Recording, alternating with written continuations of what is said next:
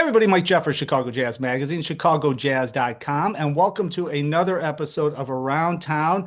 I am thrilled to have on today Claire Jeffreys. She has an incredible film about her husband, which many of you probably know or have heard of or should know and should hear of, Garland Jeffreys. It is an amazing documentary about him, and they are going to be doing a premiere screening at the Old Town School of Folk Saturday, June 28th, 7:30 p.m. with a special performance. There's many special things about this, but the special performance before the screening, of course, with the great Nicholas Tremulis from Chicago. And then after the screening, there's a panel discussion between Claire and also her fellow filmmaker, Evan M. Johnson, and it's moderated by the great John Langford. That's all happening Old Town School of Folk. Of course, oldtownschool.org for tickets. Claire, thanks for jumping on today. I appreciate it. And I am excited to talk about this because as I watched this documentary, we talked a little before we came on the show today. I was just astonished at all of the different footage and all of the incredible amounts of documentation there is of Garland. But before we get into that, how did this project come about? And why don't you talk a little bit about your background? I mean, are you a filmmaker that does this type of thing? No, no, I am not a filmmaker, and I will never make another film. It was so difficult and arduous. Now, granted, I didn't have any money to make it, so I crowdfunded, I got private investment, I raided our own rather meager coffers, and it just took forever to do it. And I've heard from other documentary filmmakers that that's not uncommon, that, you get a little funding and you work and then you have to pause because you don't have funding and then you start. And so the impetus for making it was I was Garland's manager. And I say that in, finger quotes because because I sort of took on that role to sort of fill a vacuum because he had made an album that was called The King of In-Between in 20, I guess it was sort of finished in 2010. And we were thinking, well, we need to put this out. And as a matter of fact, Danny Zalisco was the person who said, wait a minute, you've got all these songs recorded. What are you waiting for? Just put it out. Hmm. We were sort of taken aback, but we took his advice and we formed a label and we put it out. And everything I've ever done for and with Garland has been learning as I go. I mean, I knew nothing about putting, I guess I technically was the executive producer of those three albums. It was just an incredible amount of work when I think back on it. But in any case, so it was about 2016, and I was thinking, how can I get more people aware of Garland? Because we were sort of playing clubs and, making a little money, but not advancing. And it was for a number of reasons, partly because he was by then an older artist. And unless you're a so-called legacy superstar artist, you're not going to be making any money on the road. So I thought, well, let's make a movie.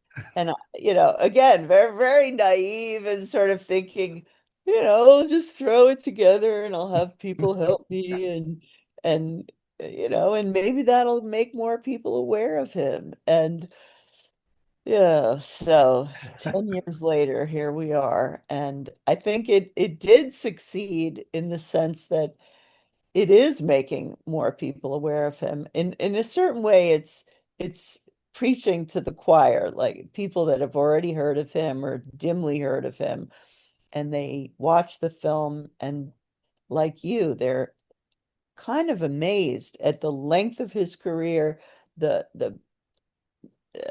successes that he had, some in Europe, and the people he worked with or knew, and yeah, but yeah, it's been quite a journey, and I'm glad that it's reaching people and that people are responding well to it. So that's the main thing. That's the thing that I found that was fascinating, and it took 10 years to make. I actually did it. I did a autobiography of Joe Siegel, who started the Jazz Showcase in Chicago, and he asked me to do it, and I figured it would take 6 months and be no problem. And 3.5 years later, and it almost killed me 3 times. I know exactly where you're coming from. Oh God.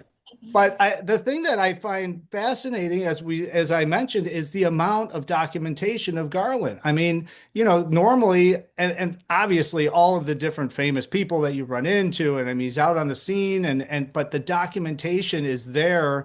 And you mentioned right at the start that you had to track it down a little bit. I can't even imagine that process. How do you even go through that process if it's not in your possession? I again, I learned a lot about archivists, people who basically keep these things and often keep them as a licensing. So Hmm.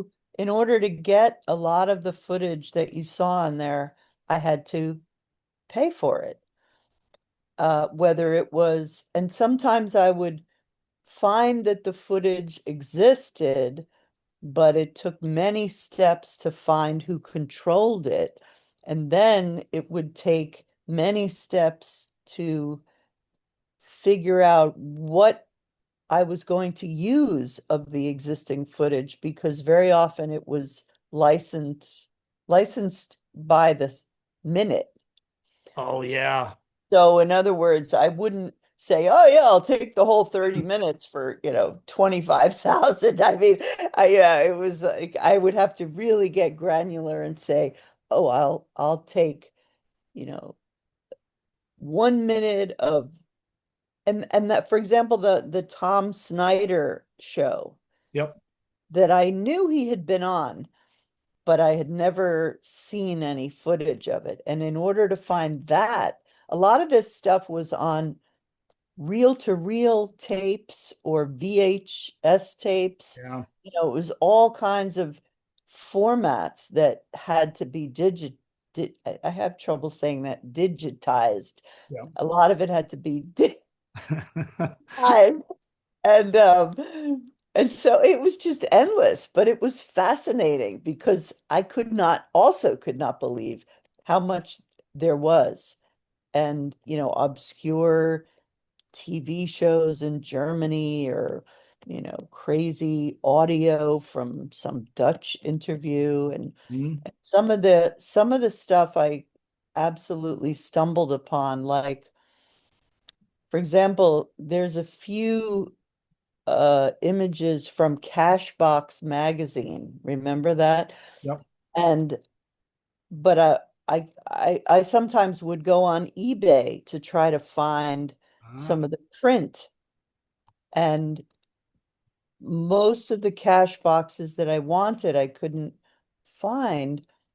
And it turned out that they were controlled by William and Mary College or something, or university. like in an archive somewhere, right? Is that? Yeah, Yeah. like who would think the cash box would be there? Yeah. So that was, and again, I kind of liked that process of you know doggedly finding something, and then, and in many cases we would find stuff and not use it, Hmm. but it was the finding of it that was so fun. And the best thing I found, well, the two best things I found, Garland had, I met Garland in 1981. And at that time, he was sort of riding high, I guess you would say, with Epic Records and Escape Artist. And that was, there was money being spent and there was a tour and Hmm. very heady time. And so that was when I met him, but he would always talk about the 60s and the yoga days. He would say, I was a yoga teacher and I was the yoga, yoga, yoga. And I would think, you're exaggerating your engagement with the yoga movement. I had never seen any photographs of it, nothing. So again, in my travels, I found a photograph on Facebook that was Garland at a wedding, and the Swami Satchidananda was in the photo. And I Hmm. said, okay, that's pretty real. That really happened. And so I managed to track down the person that posted that photo, and many, many steps later led me to this yoga institute in a place called Yogaville in Virginia. Who knew? And so I said, we're emailing very cordially, and I said, oh, I wonder if you have any photographs of Garland. And she says, well, I'll look in the archives. And she comes back with reams of black and white 16 millimeter footage of things that, I mean, Garland meeting the Swami at the airport, Garland at a party with the Swami, Garland kissing the Swami, Garland with Peter Max, all this stuff. And it was amazing. Yeah, So when I saw that, I was like, where and did then this come then when I figured out that it wasn't your footage, I'm like, how did from? you even find this stuff? It was crazy. And it really, and again, back in those days, people weren't filming everything. People No. weren't photographing everything like they do today. And you would give a show and that was it. It was over. It wasn't like documented and put up for all time. And so it was kind of neat. And then, but my favorite find was the Jeopardy. So that I found in a Googling something else, and it said, Garland Jeffreys' question on Jeopardy. And I said, well, that's something he never mentioned. And I managed to track that down, and wow, I could not believe it. And that was licensed, I think, by Sony TV or something. But I said to a number of people that moment could have been the whole film Hmm. because it sort of summed up Garland's entire career. You're cool enough to be a Jeopardy question, but you're so obscure that none of the contestants even have a glimmer of who you are. I mean, the blank look on their faces was so I just thought to myself, that was it. We had to use Well, it. I'll tell you, I mean, everybody that's watching and listening to this on the podcast, and of course on the interview here. So Claire Jeffries is going to be there Saturday, June 28th, Old Town School of Folk, 7:30 p.m. A special screening. I encourage everyone to go and see this documentary. It's amazing. It sucks you in. I usually when I get them. I start to watch, I read some notes, and then I kind of skim through. All of a sudden, 45 minutes went by. I'm like, this is unbelievable. It just sucks you in. And the Mhm. fact that you've never done this before is even more amazing because it's done so well. Now, what was the process with that? I mean, you're putting all this together, but for you and Garland to sit down and actually figure out what you're going, I mean, it could have probably been at least 15 hours long. So you had to cut it Yes. down and Well, shrink it here's the down. thing about that. I um I, I could take the whole interview to describe the process by which I found my editor slash producer, Evan Murphy Johnson, who lives in Chicago and is coming to Old Town. And when he first started working on the the project with me, he was in his 20s, and now he's got a 4-year-old son and he's married and he lives in Chicago. I mean, it's been quite a long process, but he really helped shape the story because again, don't know what I'm doing. And I knew my subject, I knew the arc of his life, and I knew what I wanted to say, but I didn't always know how to. And that I think is the proof of a good documentary is in the editing, because you you move from one topic to the next, and you don't want it to be too linear, but somewhat linear.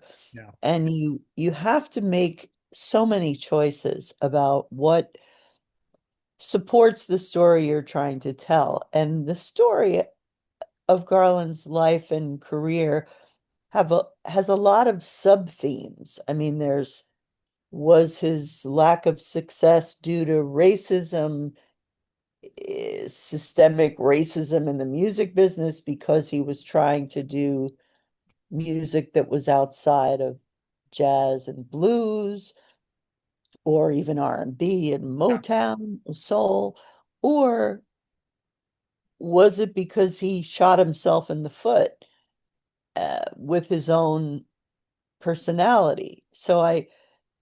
And was it just the vagaries of luck? It does take a certain amount of sustained hard work as well as luck to Mm. have a successful, long music career.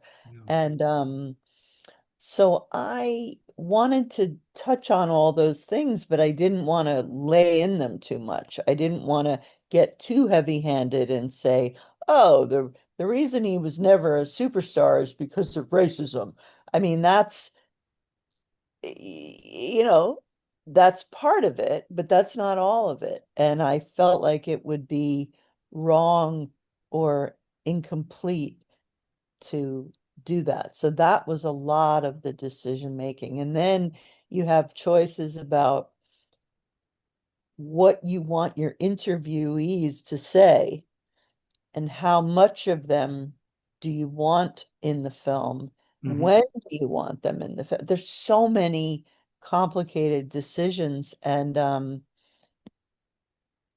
I forget where I was going with that, but I guess, and also I say this very often in interviews, that Garland is now in a very late stages of Alzheimer's. Mm. And it was just beginning to show itself when I started this project. So over the years, there was a definite question that I would ask myself, do I want to bring that into the story? Do I want to make that a focal point of the story? Or do I want to tell the story and not really mention that too much? And I sort of landed on not mentioning it. And, you know, and that was also another reason the film took so long, because I was not only caring for him, but I was also questioning, should I even be doing this Right. while this is happening to him? So, oh, it's been quite a journey, and I feel in the end that it is finished. It is a complete legacy story. And for anyone that ever wants it, it's there. And I feel good about that. That's what I was going to say. Yeah. I mean, it's amazing because, you know, and now that you just told me that too about the Alzheimer's, I mean, you documented his life. It's there, historically speaking. There's not going to be any ambiguity. If somebody wants to learn about this incredible person, here it is. I mean, there's obviously hundreds and hundreds of more hours of research that they could do, but at least this gets them down the Right. pipeline. And the cameos that you have in there, the people that he had connected with and talked with, and they knew Bruce Springsteen, Harvey Keitel, just to name a couple. I mean, Lou Reed, pictures of Lou Reed in there. He's hanging out with Lou Reed. I mean, just talk about the process of connecting with them. I mean, are those people that are easy to get a hold of and say, "Hey, I want to No, talk about Garland"? no, I didn't think nobody so. is easy to get a hold of. Nobody, Yeah. it's really hard to get somebody, first of all, to get them, Yeah. connect with them, then to describe to them what you want and then to schedule it Yeah. and then to shoot it. It's really, again, I've since read about other filmmakers saying things like, well, it took us 5 years to get an interview with so and so, but it was worth it. Well, and as you can imagine, the hardest interview was Bruce because he's just so busy and so lionized. And I'm sure he gets asked to do things of this nature 10 times a day. Yeah. And so it was really great. And I could not have scripted him to say the things that he said. It was just incredible. I was interviewing him and I had given him the questions in advance, which I didn't do for anyone else. And I was just sitting there as he was talking, and I was conscious that I cannot believe he just said such a laudatory thing, but I have to keep going with the interview. I couldn't stop and say, "What?" So it was pretty great. And I'm really happy about that. I'm happy that I persevered to get that. And It's it really it's it made it's really it's so well done. I'm going to tell everybody they have to go check this out. So Saturday, June 28th at Old Town School of Folk, 7:30 p.m. Special guest performance before the screening. Of course, Nicholas Tremulis, and then John Langford is holding the Q&A with Claire and Evan, and it's going to be a spectacular night. The one thing that I got out of this, just to kind of wrap this up, and I've interviewed hundreds and hundreds of musicians, and I'm not a big believer in categorization. So in your film, Mm. when you were talking about, and I knew that's how it was back in the day for sure, and all the way up until very recently, it was always like that. What are you, rock, pop, R&B, reggae, blues, Yeah. whatever, because of the record store thing. I thought that was very poignant that that was in the film because that was a big reason why I think he didn't break out and get huge.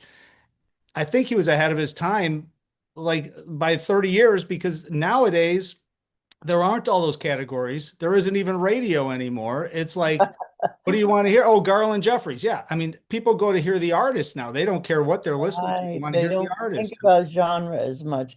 Although it's very interesting because when I was, you know, mounting the film for screening, it still wants to know what genre film this is. And if you go onto any platform, you'll still be guided by categorization because it's a way for the viewer or buyer or consumer to say, "Oh, I really feel like some, you know, meditation music right now." Right. They don't want AC/DC for that. So, I mean, I think it still has a place, but I think it's, as you say, the individual artist is not nearly as confined to doing one genre as they were. And in fact, it's, I think, encouraged to experiment. And you see this sort of happening with the bleeding of what is country music and what is Americana and what is, there's this sort of cross-pollination that's been happening for a long time, I think, and I think it's great. So, I think it's the natural way of creativity. And I think that, I talk to a lot of musicians that are older and younger, but the older musicians, even Garland's age 81, but like, that I talked to 70s, 80s, yeah, if they listen to jazz, they listen to blues, they listen to rock. I mean, there was specific, you could hear it, right? It was like bebop, big band right. playing, or blues, and Mississippi blues, that kind of thing. Now, people like I'm in my 50s, people younger than me, well, they hear all of that, so it's all kind of Right. melded together, and that's how their voice comes out as all the different influences. It's almost like watching this documentary. Garland was influenced by so many, so many genres, and he was so open to everything. That was his Yeah. music. Right. And he was ahead of his time. And I think it's another thing that's changed is that so much music is accessible to us Yeah. today. So you don't have to go out of your way to purchase that music. You can just open up your screen and say, "Oh, I feel like learning more about such and such genre or artist." And it's right there. And I think that's made it much easier for people to expand their musical horizons than it was in the past. 100%. Well, I am appreciative of you jumping on it. I'm very appreciative that you did this because I found Garland Jeffreys and I'm going to be listening to a lot of it. I'm sure many people are. So everybody, Saturday, June 28th, 7:30 p.m., oldtownschool.org for tickets. Claire, thank you so much for being on. And of course, kingofinbetween.com for more information on the documentary and all the different screenings that might and hopefully will be happening throughout the country. Claire, thanks again. It's great to meet you, and I'm going to definitely try to be there Saturday and meet you in Oh, person. great. Thank you so much. And hope everybody comes out. It's going to be a great night. It really is. Well, thanks again, and thank you everybody for watching. As I always say, all the information is on chicagojazz.com. And until next time, hopefully I will see somebody out on the scene.